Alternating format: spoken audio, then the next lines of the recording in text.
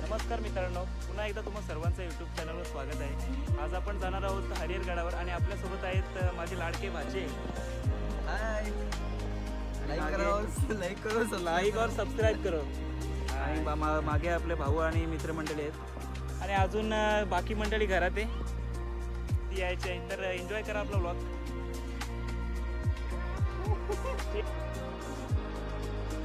तर मित्रांनो, आता आम्ही आहोत विक्रमगडमध्ये, जो की पालघर जिल्ह्यात आहे। आम्ही इथून जव्हार मार्गे जाणार आहोत। विक्रमगडपासून नाशिक हा 105 किलोमीटर आहे। साधारणतः 2 तासांचा प्रवास आहे। महाराष्ट्रात प्रत्येक जिल्ह्याला ऐतिहासिक वारसा लाभलेला असून डोंगर टेकड्यांवर अनेक किल्ले आहेत। या किल्ल्यांचा स्वतःचा समृद्ध इतिहास आहे। आता मात्र हे किल्ले पर्यटकांसाठी खास आकर्षणाचे ठिकाण बनले आहेत। यापैकी एक किल्ला म्हणजे महाराष्ट्राचा हरिहर किल्ला, जो की पर्यटकांसाठी ट्रेकिंग व फिरण्याचा थरारक अनुभव देतो। या किल्ल्यावर प्रत्येकजण चढाई करू शकत नाही, कारण बऱ्याच ठिकाणी 90 अंशापर्यंत चढाई करावी लागते। हा किल्ला जमिनीवर नाही तर एका सुंदर डोंगराच्या माथ्यावर आहे। चला तर जाणून घेऊया अद्भुत आणि मनात धडकी भरवणाऱ्या या किल्ल्याबद्दल।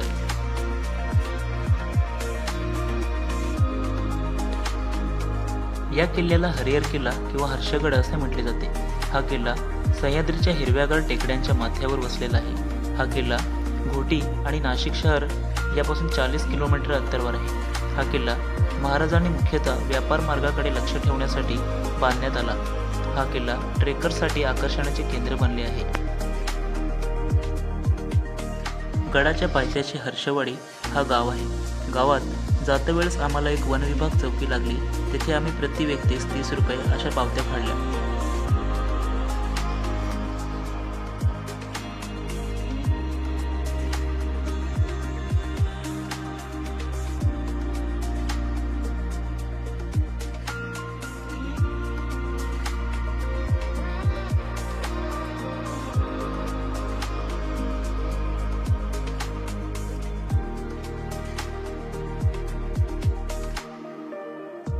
गडाच्या पायथ्याशी असलेल्या गावात आपल्याला छोटी मोठी खानावळे मिळतील।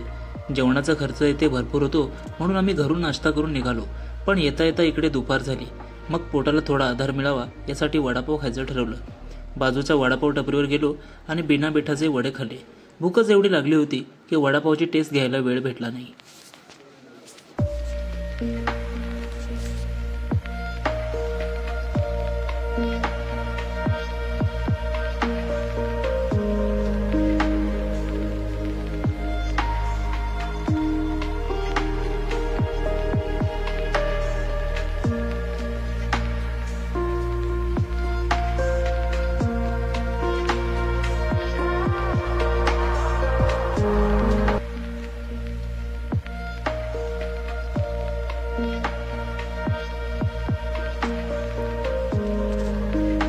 त्यानंतर आम्ही गडाकडे निघालो।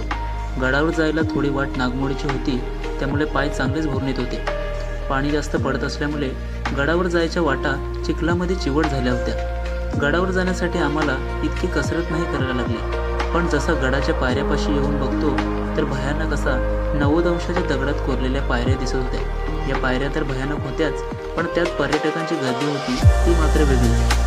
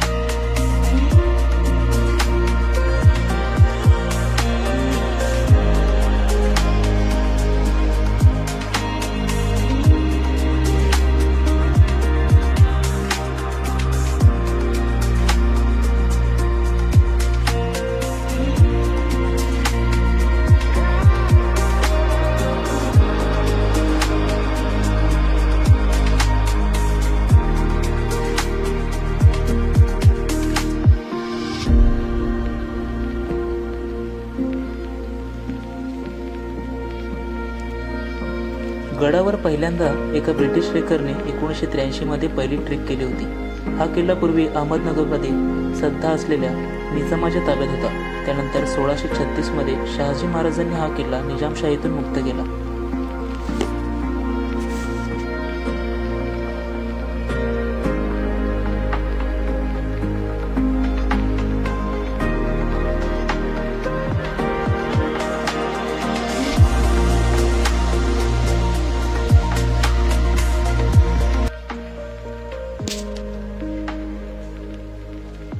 पाऊस तर निघालो तेव्हापासूनच लागूनच होता. जसा नाशिकमध्ये आलो तसंच पाण्याचा जोर अजून वाढला होता. मुसळधार पावसामुळे गडावर जाण्याची इच्छाच नव्हती, पण तरीही एवढ्या लांब आल्यावर परत कसं जायचं म्हणून आम्ही गडावर जाण्याचं ठरवलं. तुफान पाण्याचा जोर आणि त्यात शनिवार बोललं की गर्दी असणारच. भयानक गर्दी पाहून गडावर जायचं की नाही यावर आम्ही विचार करत बसलो. एवढ्या गर्दीत कसं तरी आम्ही चढलो आणि वर सेम कंडिशन, गर्दीच गर्दी. त्यामुळे जर शनिवार रविवार ट्रेकिंगचा प्लॅन करत असाल तुम्ही तर ही अशी काही परिस्थिती तुम्हाला अनुभवायला मिळेल.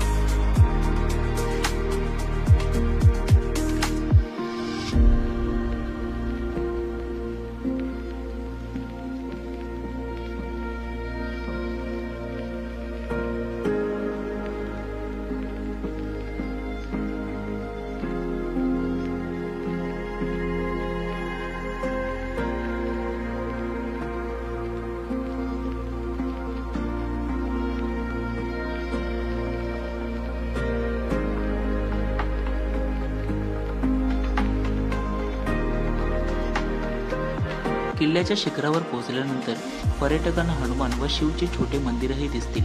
त्याचवेळी मंदिराशेजारी एक लहान तलाव देखील आहे.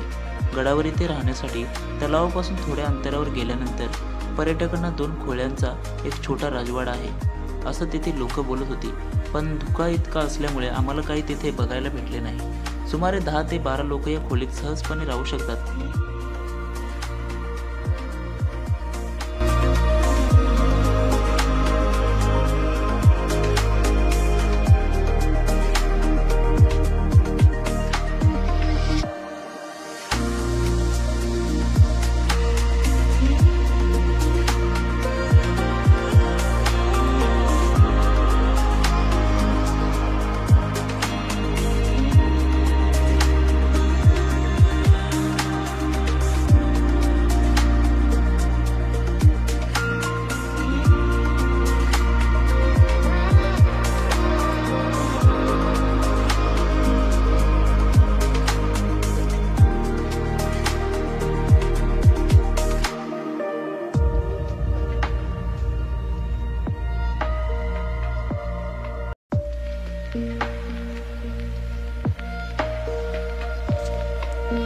आता तुम्ही हा जो नजारा बघतायत ही अप्रतिम कारिगिरी फार पूर्वीची प्राचीन आहे. पूर्वी दगड पोखरून ही गडावर जाण्यासाठी वाट त्या काळातील आहे. गडावरच्या पायऱ्या ह्या एकजीव आहेत, पूर्ण दगडामध्ये कोरलेल्या आहेत, म्हणून आजपर्यंत या पायऱ्या शाबूत आहेत.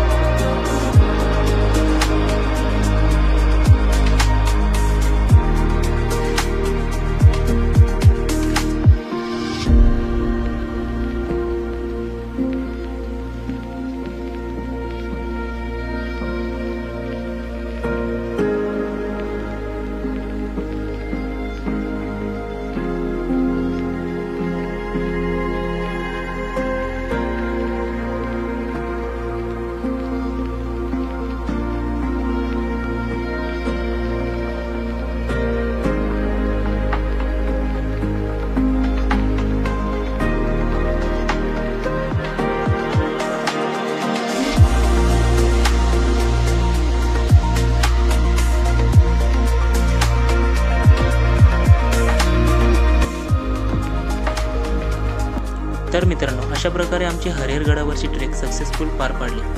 तुमचाही गडावर येण्याचा प्लॅन ठरल्यास तुम्ही शनिवार रविवार सोडून इतर दिवशी या आणि निसर्गाचा आनंद लुटा. जय शिवराय.